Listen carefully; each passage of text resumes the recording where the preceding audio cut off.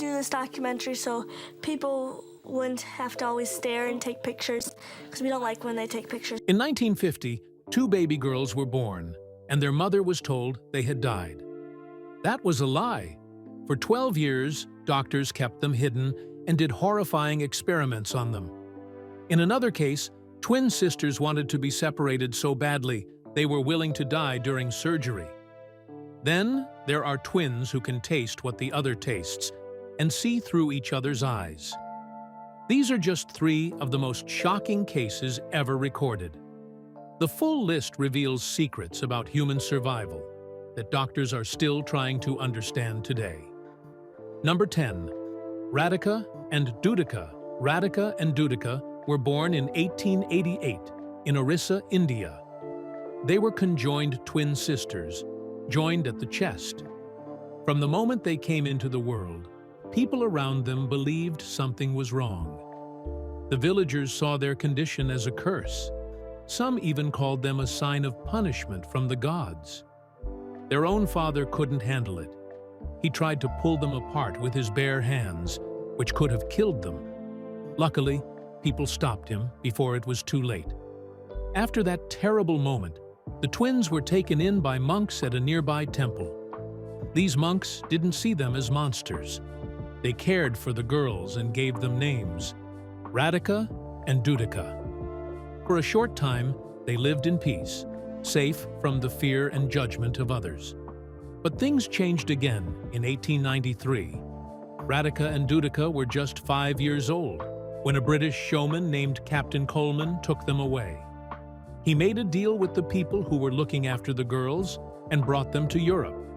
Coleman showed them in exhibitions, letting people stare at them as part of a traveling show. Sometimes he even placed them beside a dwarf performer to make the contrast more dramatic.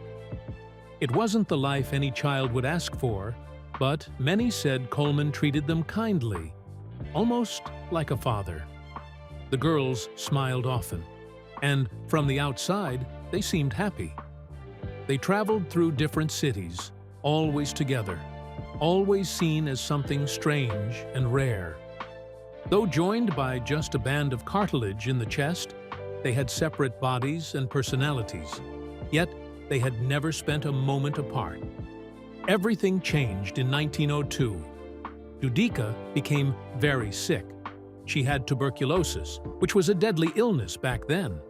As her condition got worse, a French surgeon named Dr. Eugène Louis Doyen stepped forward. He had a bold idea. He wanted to try to separate the girls through surgery. It would be one of the first times in history that anyone had tried such a thing. His goal was to save Ratica, who was still healthy.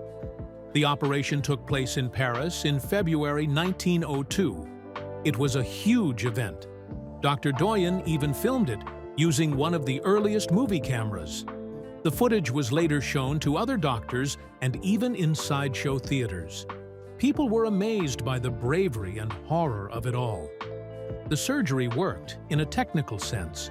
The girls were no longer physically connected. But that didn't mean the nightmare was over. Dudica was already too weak.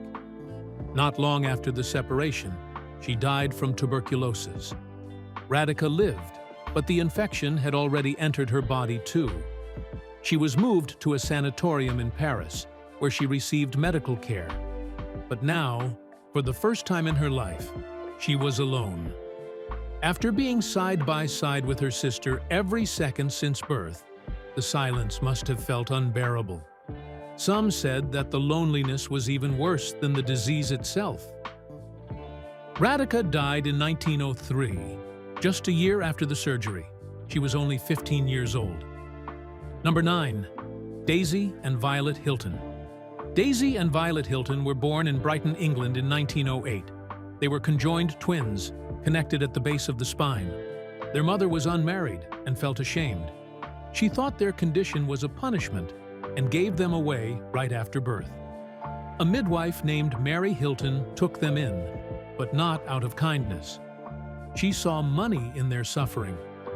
She raised them like property, not children. By the time Daisy and Violet were just toddlers, Mary had them on display for paying crowds.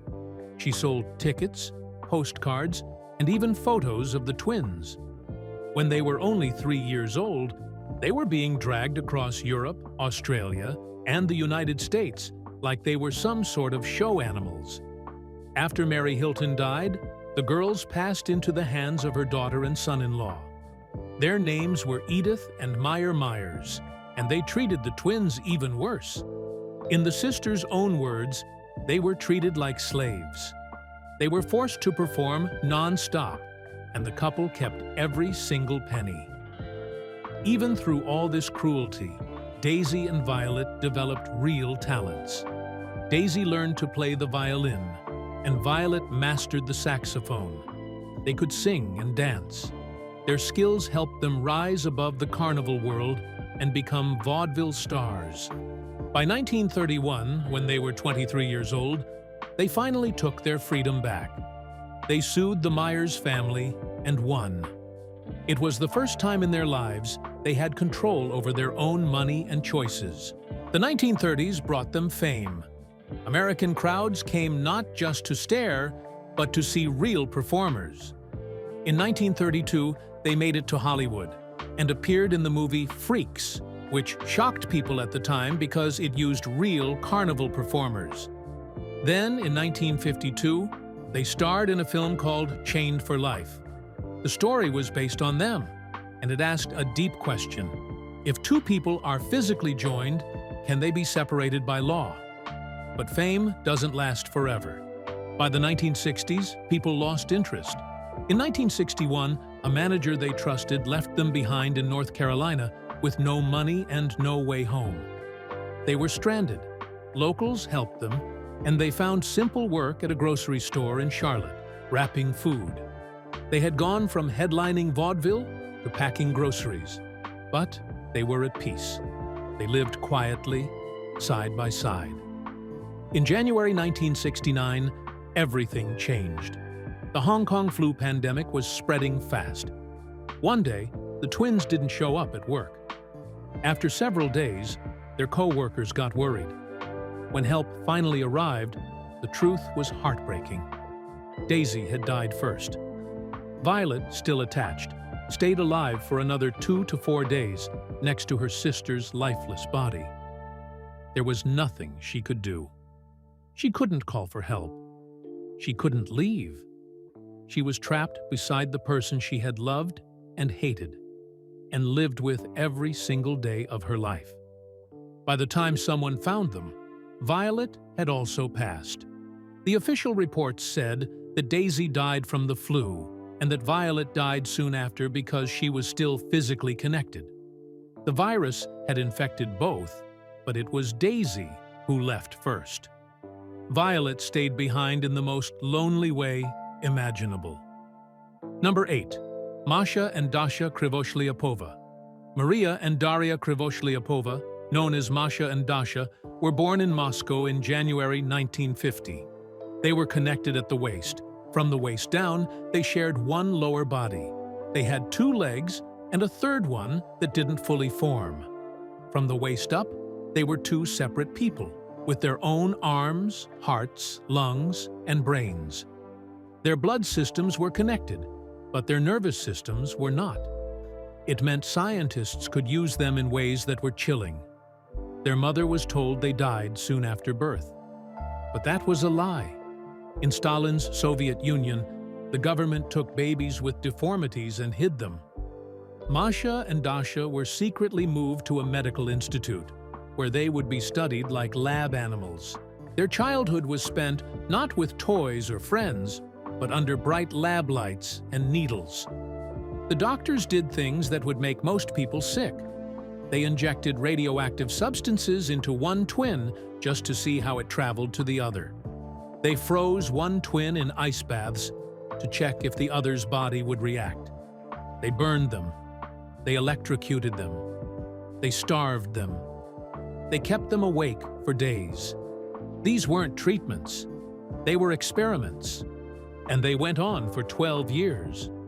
When Stalin died, things slowly began to change. The sisters were moved to a home for disabled people, but they were still hidden from the world. The damage had already been done. The trauma shaped their personalities. Masha became angry, controlling, and aggressive. Dasha was soft, shy, and kind. They fought often, even hitting each other, but they couldn't walk away. At one point, Dasha fell in love with a boy at the institution. Masha didn't approve. She stopped it from going further. Heartbroken, Dasha tried to hang herself. Staff members saved her, but the sadness lingered. In the late 1980s, when the Soviet Union began allowing more openness, the sisters were shown in a TV documentary in 1988. For the first time, the world saw them. Viewers were shocked. After that, some improvements were made to their lives. A British journalist named Juliet Butler met them, visited often, and eventually became their friend. She shared their story with the world. In their later years, they started to enjoy small joys. They went shopping. They made friends. Masha liked vodka and jokes. Dasha was still quiet, still gentle. But their health was never stable. Diabetes and years of abuse left deep scars. In April 2003, everything came to an end. Masha died of a heart attack during the night. When Dasha woke up, her sister was gone, but her body was still there, attached to her own. Dasha was still alive, but Masha's dead body had started poisoning her. They couldn't be separated in time. There was no rescue. Dasha died 17 hours later. Number 7. Ladan and Laleh Bijani. Ladan and Laleh Bijani were born in 1974 in a small city in Iran. From the moment they opened their eyes, they were connected. Not just as sisters, but physically joined at the head. They were what doctors call craniopagus twins. They shared part of their skull, some blood vessels, and even a small piece of brain tissue. Because of this, separating them was not only dangerous, it was nearly impossible. As they grew up, it became clear they were two very different people. Ladan was lively and talkative. She dreamed of becoming a lawyer. Laleh was quieter and more thoughtful. She wanted to be a journalist, but no matter how different their personalities were, they had to live the same life every single day, stuck together, making every decision as one. They tried to work with it. They even both went to law school to keep the peace. But deep down, they were unhappy. By their 20s, that unhappiness had turned into something stronger, a desperate wish to live separate lives. It didn't matter how dangerous it was, they were willing to take the risk. In the late 1990s, they went to doctors in Germany. After studying their brains and blood flow, the doctors refused to operate. They said there was no way to do it safely. The risk was too high, but the sisters wouldn't give up. Their dream had become too strong. They kept searching. Finally, they found a team in Singapore. A neurosurgeon named Dr. Keith Goh agreed to try. He had separated conjoined twins before, but only babies, never full-grown adults. Still, he was willing to do what others wouldn't. In 2003, at the age of 29, Ladan and Laleh flew to Singapore. They knew the odds were against them. They knew they might die, but they didn't care. Ladan told friends, "We would rather die than spend another day fused together." That was how deep their need for freedom had become. On July 6, 2003, the surgery began. It was one of the longest and most complicated operations ever attempted. It took nearly 50 hours. 28 surgeons and 100 support staff worked around the clock. As they carefully separated the sisters' skulls and brain tissue, everything seemed to go as planned. Until the end.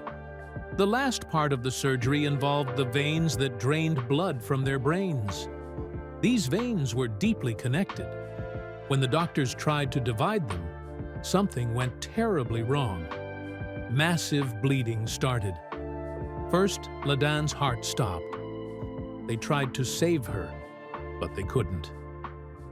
About 90 minutes later, Laleh died too. It was July 8, 2003. The world had been watching, and now it was morning.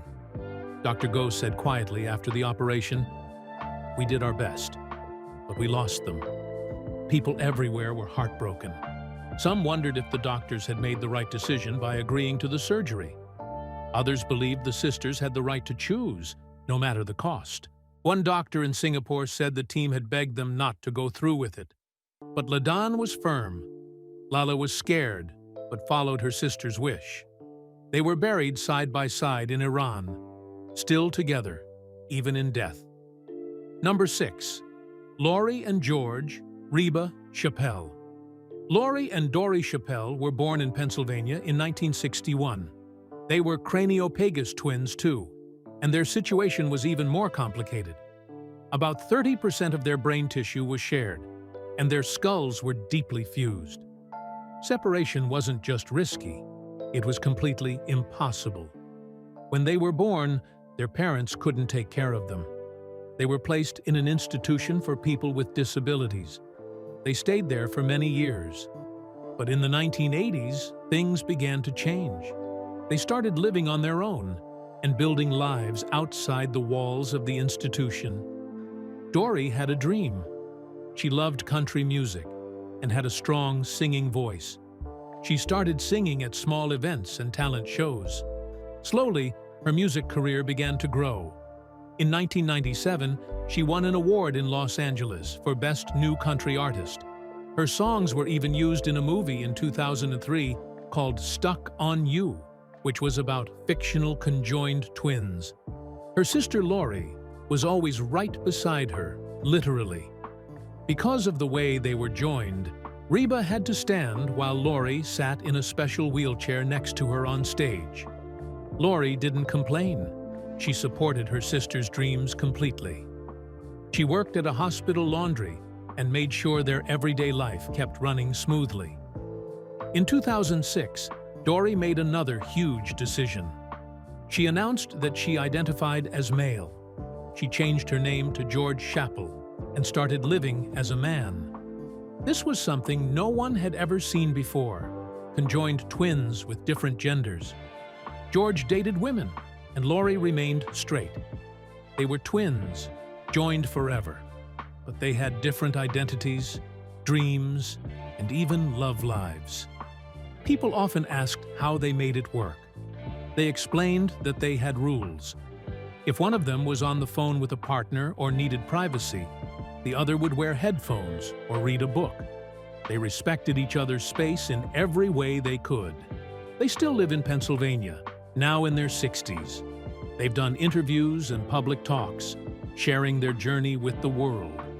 In one interview, George said something that stayed with people. Being joined at the head is not the sum of who we are. That simple sentence said everything. Number 5. Ronnie and Donnie Galyon. Ronnie and Donnie Galyon were born on October 28, 1951, in Dayton, Ohio. They weren't just twins. They were conjoined, joined from their chest all the way down to their lower body. Each had their own head, heart, and stomach, but they shared a large intestine and one set of male organs. From the very beginning, doctors said separating them would be too dangerous. So they had no choice but to live side by side for the rest of their lives. They were one of 9 children in a working-class family. Because of their condition, schools wouldn't let them attend. Officials said they would be too distracting for other students. Their parents didn't have much money, so when carnival promoters made offers, the family agreed. Ronnie and Donnie were just 4 years old when they began performing in sideshows. Some people might judge that now, but back then, it was one of the only ways they could survive. For over 30 years, they traveled through the United States and Latin America. Crowds came to see them, and the money they made helped take care of their entire family. Ronnie and Donnie were proud of that. They said many times that they were happy they could keep their parents and siblings out of poverty. That life on the road, though unusual, gave them a sense of purpose.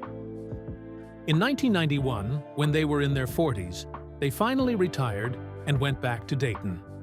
For the first time, they were able to enjoy a quiet, private life. As adults, they were very different in personality. Ronnie was more hot-headed, while Donnie was calm and easygoing. They even supported different political parties, which led to a few arguments, but neither could leave the room, so they always had to work it out. Even with their differences, they got along better than most people. Their whole life was built on cooperation. They had no choice but to work together for everything, from eating to sleeping to moving. In 2014, when they were 62 years and 8 months old, they broke a record. They officially became the longest-living conjoined twins in history, passing the age of Chang and Eng Bunker, the famous 1800s twins they had always looked up to. Ronnie was overjoyed when they got the Guinness World Record. He said, "It's what me and Donnie always dreamed about." Their younger brother Jim, who took care of them in later years, said they were so proud to be recognized for the life they had lived. But age caught up with them. By their late 60s, their health began to decline. They were already dealing with normal aging, but it was even harder with two people sharing one body. On July 4th, 2020, both of them passed away from heart failure. They were 68 years and 253 days old. They died just hours apart, but in truth, they wouldn't have been able to survive without each other anyway. Their brother Jim said they made 68, and they couldn't ask for anything more. Their bodies were tired, and it was time. The family had to build a special double-wide casket to lay them to rest side by side, just as they had lived their entire lives. Number 4. Abby and Brittany Hensel. Abby and Brittany Hensel were born in Minnesota in 1990. From the start, they were unlike anyone else. They had two heads, but shared one body.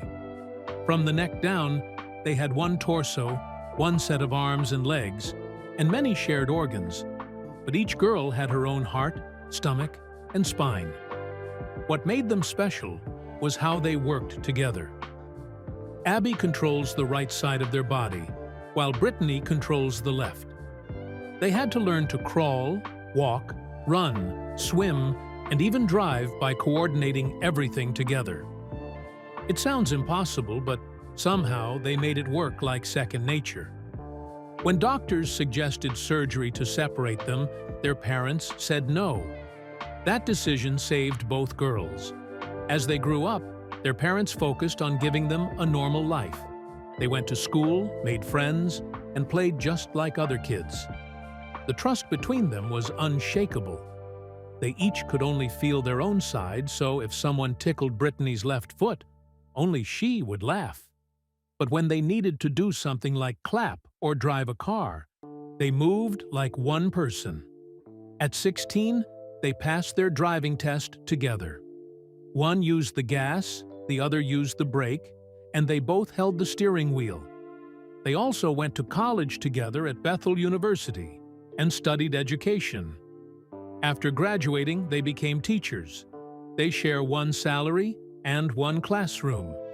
People often wonder how that works, but they've said it makes sense to them. They're doing one job with one body after all. Just like any sisters, they don't always agree. Abby is more outspoken and into math and coffee. Brittany is more quiet, prefers writing and tea.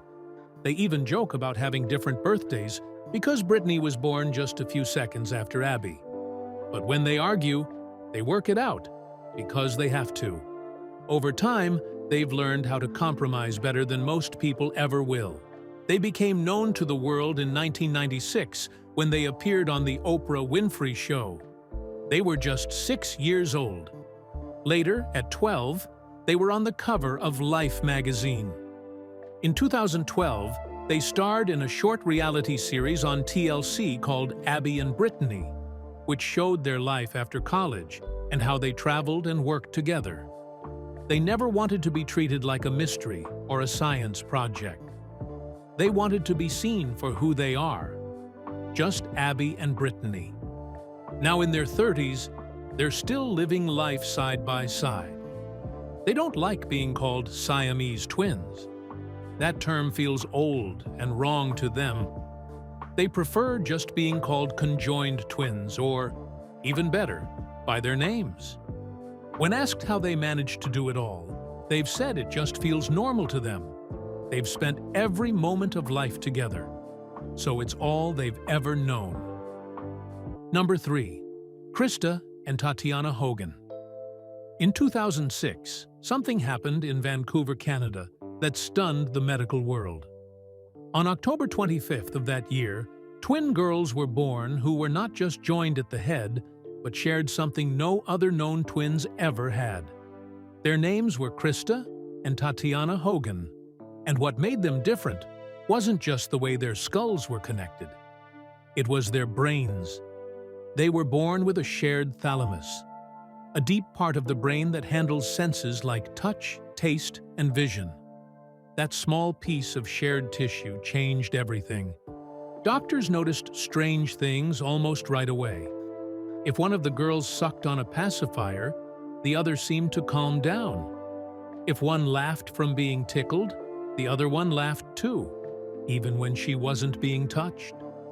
It was as if they could feel each other's sensations. Tests confirmed what no one thought was possible. Christa could taste something, and Tatiana could describe it.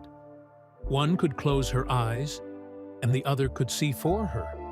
Sometimes they even said it felt like they had 4 arms or 4 legs, because their brains picked up signals from each other's limbs. This wasn't just a rare case. It was something completely new. Doctors said there was nothing else like it in medical history. These 2 girls weren't just joined physically. It was like their minds were connected, like something out of a science fiction story. Surgery to separate them was never an option. The way their brains were joined meant that trying to split them would almost surely kill one or both of them. Their family chose instead to raise them together, just the way they were. It hasn't been easy. They've had health problems. Early on, they needed shunts placed in their heads to relieve pressure from fluid buildup. As they grew older, their doctors watched closely for issues with their spines and organs, since their blood vessels were also shared in some areas. Despite all this, the girls grew stronger. Now in their late teens, Christa and Tatiana are full of life. They don't just survive, they thrive. Christa is quiet and thoughtful, while Tatiana is bubbly and outgoing. They love movies, music, and spending time with their siblings.